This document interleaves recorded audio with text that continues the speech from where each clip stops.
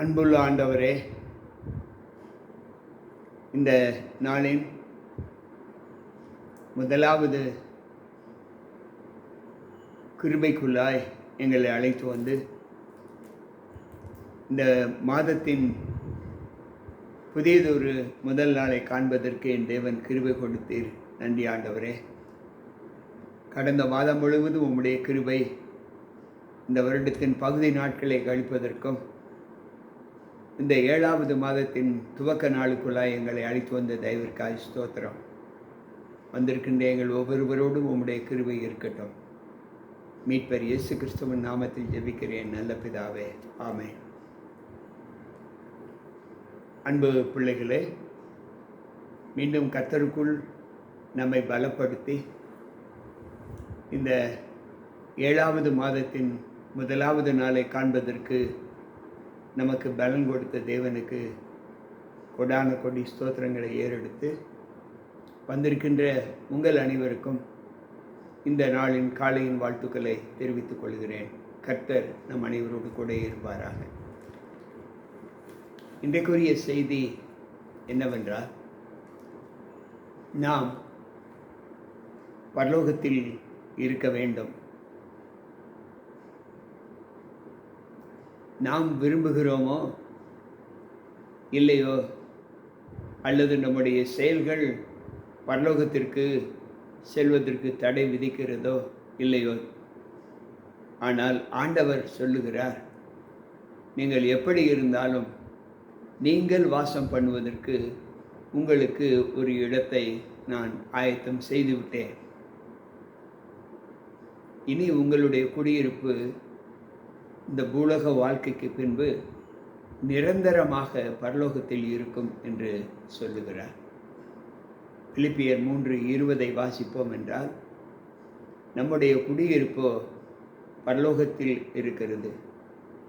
அங்கே இருந்து கர்த்தராக இயேசு கிறிஸ்து எனும் இரட்சகர் வர எதிர்பார்த்து கொண்டு இருக்கிறோம் என்று சொல்லுகிறார். இந்த வசனத்தை நாம் வாசித்து பார்ப்போம் என்றால், அங்கு for our citizenship is in heaven என்று சொல்லப்பட்டிருக்கிறது. நம்முடைய குடி உரிமை பரலோகத்தில் இருக்கிறது.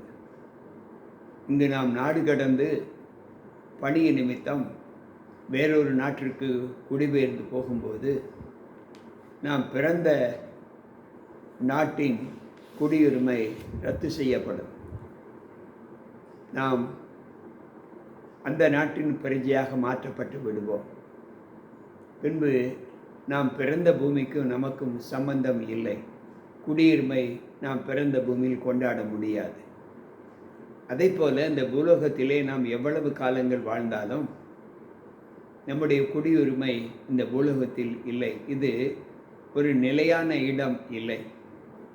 எபிரேயர் 13:14 சொல்லுகிறது, நிலையான நகரம் நமக்கு இங்கே இல்லை, வரப்போகிறதையோ நாடி தேடுகிறோம். அந்த வரப்போகிற நகரம்தான் நம்முடைய முழு குடிமைக்கு சொந்தமான இடம், குடியுரிமைக்கான இடம். அந்த நாட்டில் நாம் இருக்க வேண்டும். அந்த இடத்தில் நமக்கென்று ஒரு வீட்டை ஆயத்தம் பண்ணி இருக்கிறார் என்று ஆண்டவர் சொல்லுகிறார். எபேசியர் 2வது அதிகாரம் 6வது வசனத்தையும் வாசித்தால், கிறிஸ்து இயேசுவுக்குள் அவர் நம்மிடத்தில் வைத்த தயவினாலே நம்முடைய கிருபையின் மகா மேன்மையுள்ள ஐஸ்வர்யத்தை வருங்காலங்களில் விளங்க செய்வதற்காக, நமக்குள் நாம் கொண்டிருக்கும் கிறிஸ்து இயேசுவுக்குள் கொண்டிருக்கும் மேன்மையை வருகின்ற காலங்களில் தேவன் விளங்க செய்வார். எப்படி விளங்க செய்வார் என்றால், 19வது வசனம் சொல்லுகிறது, நீங்கள் இனி அந்நியர்களும் பரதேசிகளுமாய் இராமல் பரிசுத்தவான்களோடே ஒரே நகரத்தாரும் தேவனுடைய வீட்டாருமாய் இருக்கப் போகிறீர்கள். இன்றைக்கு இந்த பூலோக வாழ்க்கையிலே நாம் அந்நியரும் பரதேசிகளுமாய் இருந்த காலங்கள் உண்டு. ஆனால் இனிமேல் அப்படி இராமல் பரிசுத்தவான்களோடு கூட ஒரே நகரத்தாராய் நாம் வாசம் பண்ண போகிறோம். இப்பொழுது நாம் கேட்கலாம், உங்களுடைய தேசம் எது? நீங்கள் எங்கிருந்து வருகிறீர்கள்? நாம் சொல்லலாம், இந்திய கண்டத்திலிருந்து வருகிறேன், என்னுடைய தாய்நாடு இந்தியா என்று சொல்லலாம். ஆனால் அந்த இடத்தில் இங்கு பலவிதமான பாஷைகள், பலவிதமான இனங்கள் கொண்ட மக்கள் மத்தியிலே நாம் வாழ்ந்தாலும் அந்த இடம் செல்லும்போது நமக்கு அந்த இனங்கள் அங்கு இருக்காது. வேதம் சொல்லுகிறது, பரிசுத்தவான்களோடு கூட ஒரே இனத்தாராய், என்ன அருமையான ஒரு வாக்கியத்தை கொடுத்திருக்கிறார். ஒரே இனத்தாராய், ஒரே நகரத்தாராய் நாம் அங்கு வாழப்போகிறோம். அந்த இடத்தில் நாம் இருக்க வேண்டும் என்று ஆண்டவர் விரும்புகிறார். ஆனால் நம்முடைய விருப்பம் என்ன? ஒரு நாள் நாம் மரணத்தை சந்தித்து விட்டோம் என்றால் அந்த மரணத்திற்கு பின்பு நாம் எங்கு இருக்கப் போகிறோம்? அல்லது நாம் மரித்ததற்கு பின்பு நம்முடைய மரணம் நமக்கு கசப்பாக இருக்குமா? அல்லது நாம் மரித்தது நல்லது என்று யாராவது சொல்வார்களா? அன்பு பிள்ளைகளே, ஆண்டவர் சொல்லுகிற வார்த்தை 116வது சங்கீதம் 15வது வசனம் சொல்லுகிறது, கர்த்தருடைய பரிசுத்தவான்களுடைய மரணம் அவருடைய பார்வைக்கு அருமையானது என்று சொல்லுகிறார். இன்றைக்கும் நம்முடைய ஜீவிதத்திலே நாம் ஆண்டவரோடு பலப்படுகிற இந்த அனுபவம் இன்றைக்குரிய செய்தி சொல்லுகிறது என்னவென்றால், நாம் மரித்ததற்கு பின்பு நாம் செல்லப்போகிற இடம் நமக்கு சந்தோஷத்தை கொடுக்குமா, துக்கத்தை கொடுக்குமா? நாம் மரித்ததற்கு பின்பு நாம் வாசம் பண்ண போகிற இடம் பரிசுத்தவான்களோட துன்மார்க்கரோட என்பதை யோசிப்போம். 22வது சங்கீதம் 29வது வசனம் இப்படி சொல்லுகிறது, மரணத்தை ஆத்துமா அழியாதபடி ஒருவனும் அதை காக்கக்கூடாதே என்று சொல்லுகிறார். அப்படி என்றால் இந்த பூலோகத்தில் வாழ்ந்து கொண்டு இருக்கிற நாம் அனைவருமே நிச்சயமாக மரணத்தை சந்திக்க முடியும் என்று ஆண்டவர் சொல்லுகிறார். சந்திக்க வேண்டும் என்ற கட்டாயம் ஒவ்வொருவருக்கும் இருக்கிறது. உயிரோடு இருக்கிற பிள்ளைகளும் மரித்த பிள்ளைகளும் ஒரு நாள் ஆண்டவர் வரும் வரை உயிரோடு இருக்கிற நாமும் மரித்த ஒரு அனுபவத்தை பெறுவோம். அந்த மறுரூபம் என்று சொல்வது தான் மரிக்கிற ஒரு அனுபவம். அப்படி என்றால் நாம் தேவனோடு இந்த லோகத்தில் வாழ்கிற காலங்களில் மரணம் நம்மை ஆட்கொள்ளும் என்று வேதம் சொல்லுகிறது. 89வது சங்கீதம் 48வது வசனம் சொல்லுகிறது, மரணத்தை காணாமல் உயிரோடு இருக்கிற மனிதன் யார்? ஒருவரும் இல்லை என்று சொல்லுகிறார். பிரசங்கியின் புஸ்தகம் 8வது அதிகாரம் 8வது வசனம் சொல்லுகிறது, எந்த ஒரு மனிதனுக்கும் மரண நாளின் மீது அவனுக்கு அதிகாரம் இல்லை. நான் மரிக்க மாட்டேன், இந்த மரணத்தை நான் வென்று விடுவேன் என்று யாரும் சொல்ல முடியாது என்று வேதம் சொல்லுகிறது. அன்பு பிள்ளைகளே, இப்படி இருக்கும்போது இந்த மரணம் என்று சொல்லுகிறோமே, இந்த மரணத்திற்கு பின்பு நாம் எந்த நிலையில் நம்முடைய அந்த மரண தினத்திலே மக்கள் நம்மை கொண்டாடுவார்கள்? யோசித்து பார்ப்போம். ஒரு மனிதன் மரித்து விட்டான் என்றால் அந்த துக்க வீட்டிற்கு செல்லுகிற பிள்ளைகள் அவனை பற்றி புகழ்வார்களா அல்லது தூஷிப்பார்களா? பொதுவாக எல்லோருக்கும் நன்றாக தெரியும். ஞானி சொல்லுகிறார், நீ விருந்து வீட்டுக்கு செல்வதை காட்டிலும் துக்க வீட்டுக்கு செல். அப்பொழுது அங்கே ஒவ்வொரு மனிதனுடைய நிலைமையும் நீ அறிந்து கொள்வாய் என்று சொல்லுகிறார். அன்பு பிள்ளைகளை, யோபு 17:1 சொல்லுகிறது, என் சுவாசம் வழிகிறது, என் நாட்கள் முடிகிறது, பிரேத குழி எனக்கு ஆயத்தமாய் இருக்கிறது என்று சொல்லுகிறார். தமிழிலே ஒரு பழமொழி சொல்வார்கள், 40 வயதிற்கு மேலே வீடு போ போ என்று சொல்லுகிறது, காடு வா வா என்று சொல்லுகிறது. எந்த நிலையிலும் நாம் மரணத்தை எப்பொழுது வேண்டுமானாலும் சந்திக்க முடியும் என்று வேதம் சொல்லுகிறது. அப்படி என்றால் இந்த மரண நிலைக்கு உள்ளான ஜீவிதத்திலே நாம் நம்முடைய வாழ்க்கையில் நாம் மரணத்திற்கு முன்பு நாம் எப்படிப்பட்ட வாழ்க்கையின் அனுகூலங்களை நாம் பார்க்க முடியும் என்பதை வேதம் சொல்லுவதை நாம் சற்று சிந்தித்து பார்ப்போம். யோபுவின் புஸ்தகம் 21வது அதிகாரம் 32வது வசனம் சொல்லுகிறது,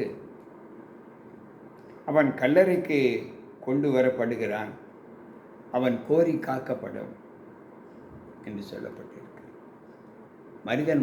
மனிதன் மரித்ததற்கு பின்பு கல்லறைக்கு கொண்டு செல்லுகிறான்.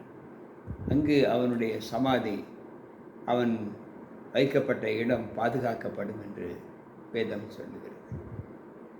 அன்பு பிள்ளைகளே, வேதாகமத்தில் ஒரு மனிதன் மரித்து விட்டால் அவன் வாழ்ந்த வீடு அவனுக்கு சொந்தமல்ல. அவன் சம்பாதித்து வைத்த அத்தனை ஐஸ்வர்யங்களும் அவனோடு கூட செல்லாது. அவன் உறவுகள் முறிக்கப்படும், அவன் பந்தங்கள் இல்லாமற் போகும். ஏன், இந்த பூலோகத்தில் அவனுக்கென்று இருந்த உடைமைகள் கூட பங்கிடப்படும். இது நடைமுறையில் நாம் பார்க்கிறோம். அப்படி என்றால் அவனோடு கூட செல்வது எது? ஒன்று அவன் செய்த தீமை, இன்னொன்று அவன் செய்த நன்மை. அப்படி என்றால் ஒரு மனிதன் மரித்ததற்கு பின்பு அவனுக்கு நியாய தீர்ப்பு கொடுக்கிற இடம் எது என்றால் மரண வீடு தான்.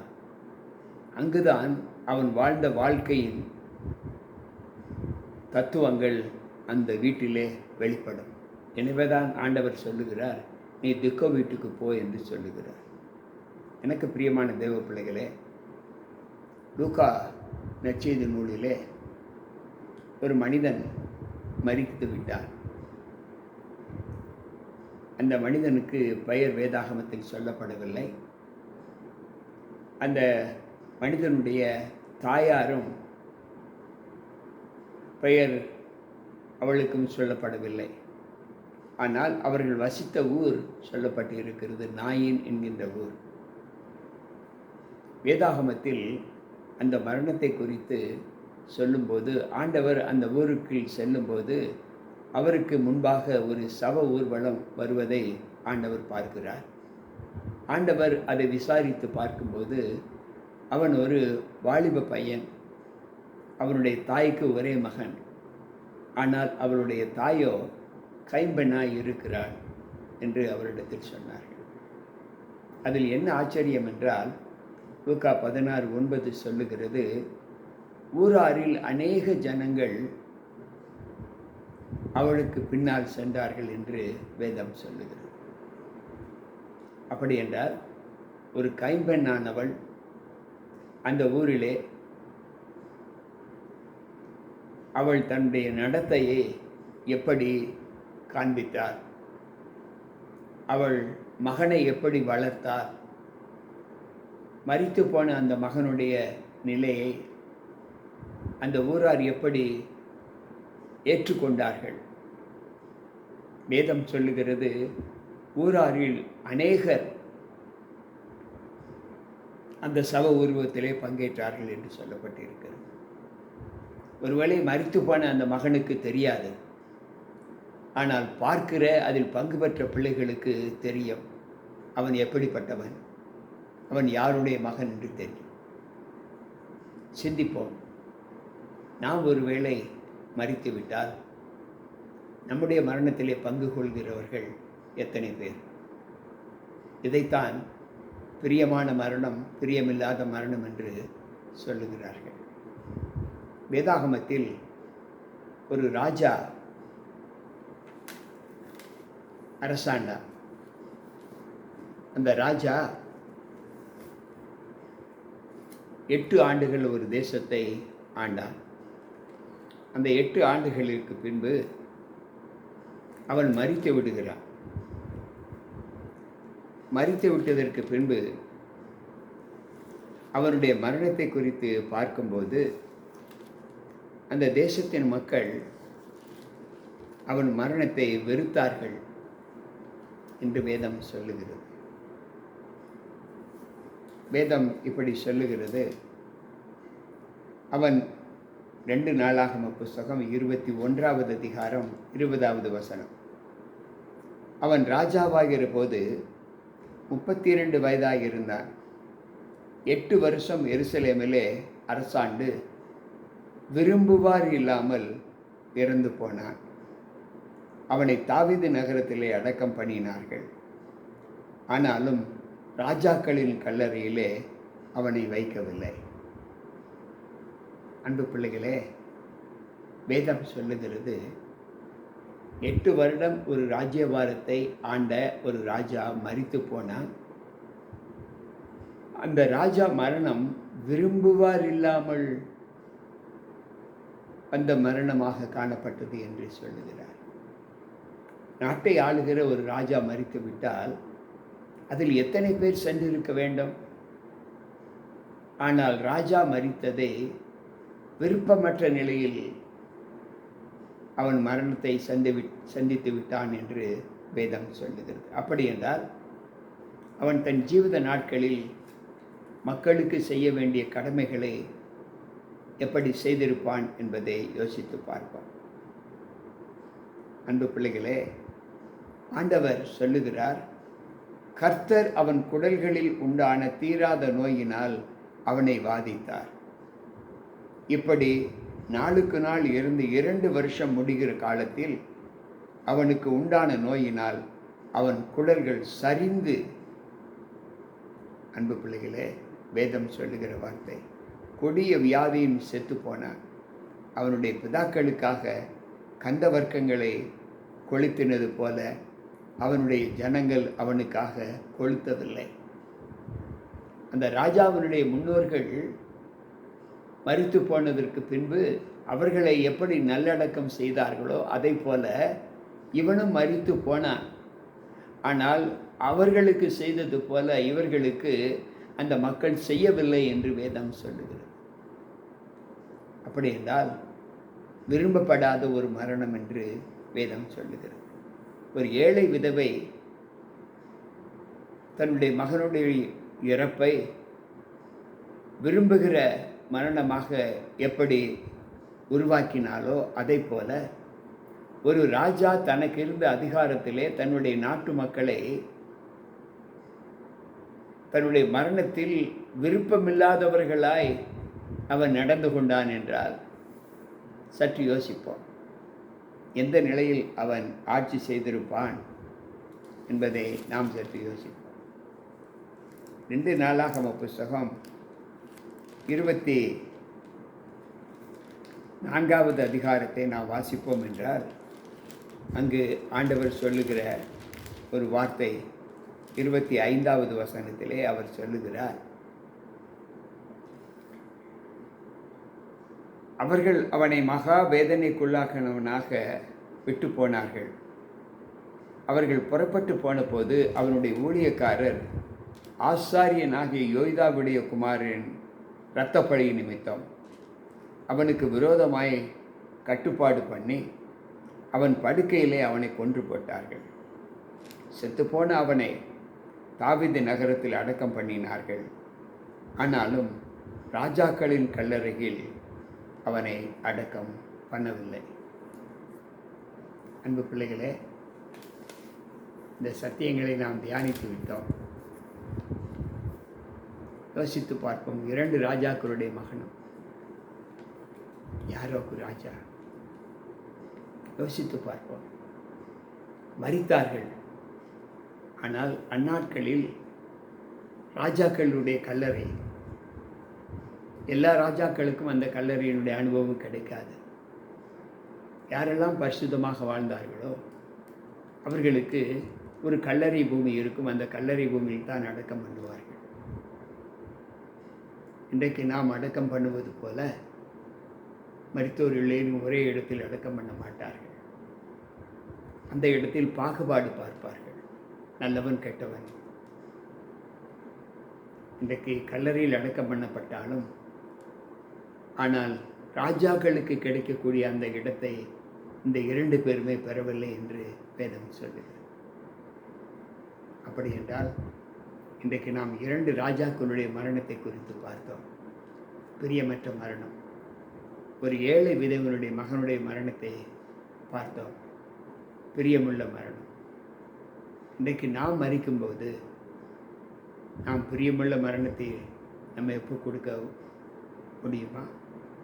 அல்லது பிரியமற்ற மரணத்தில் நம்ம எப்போ கொடுப்போமா? எந்த மரணத்திற்காக நாம் வாழ்ந்து கொண்டு இருக்கிறோம்? எந்த மரணம் நம்மை வரவேற்கும் அல்லது புறம்பே தள்ளும்? யோசிப்போம். எனக்கு பிரியமான தேவ பிள்ளைகளே, இந்த அனுபவத்திலே ஆண்டவர் நம்மோடு ஒரு கேள்வி கேட்கிறார். இன்று நீ மரித்தால் உன் ஆத்துமா எந்த நிலையில் இருக்கும்? விரும்புகிற விதமாய் இருக்குமா அல்லது விருப்பமில்லாத நிலையில் இருக்குமா என்பதை யோசித்து இந்த எஞ்சிய பூலோக வாழ்க்கையிலே நாம் நன்மை செய்ய பழகுவோம். நன்மையினால் நம்முடைய மரணம் புகழாரம் சூடப்பட வேண்டுமென்று நாம் விரும்புவோம். எந்த நிலையிலும் நாம் தவறுகள் செய்திருக்கலாம். ஒருவேளை இதுவரை தவறுகள் செய்திருந்தால் இந்த புதிய மாதத்தில், இந்த ஆண்டின் எஞ்சிய 6 மாதங்களே நன்மைக்கு ஏதுவான நாட்களாக நாம் கடப்பதற்கு நம்மை ஒப்புக் கொடுப்போமா? பாவங்களை மன்னிக்கிறவர் நம்மோடு கூட இருக்கிறார். நமக்கு இறங்குகிறவர் நம்மோடு கூட இருக்கிறார். நாம் குற்றங்கள் செய்திருக்கலாம், அநியாயங்கள் செய்திருக்கலாம், அக்கிரமங்கள் செய்திருக்கலாம். ஆனால் இன்றைக்கு மீண்டும் அந்த கடந்த கால வாழ்க்கையை இந்த புதிய 7வது மாதத்தின் துவக்க நாளிலே செய்யாதபடி இந்த எஞ்சிய 6 மாதங்களிலேயும் நன்மைக்கேதுவான ஒரு ஜீவிதத்தை நாம் செய்து ஆண்டவருக்கு பிரியமுள்ள மரணமாக நம்முடைய மரணத்தை உருவாக்குவோம். ஜெபிப்போம். அன்புள்ள ஆண்டவரே, மீண்டும் உம்முடைய சமூகத்தில் எங்களை தாழ்த்துகிறோம். இந்த நாளின் சத்தியம் எங்களை மனமகிழ்ச்சிக்குள்ளாக்கி நல்லதொரு பாடத்தை நாங்கள் கற்றுக்கொண்டோம். எங்கள் கண்களுக்கு முன்பதாக மரித்து கொண்டிருக்கிற பிள்ளைகளுடைய மரணத்தை நாங்கள் பார்க்கிறோம்.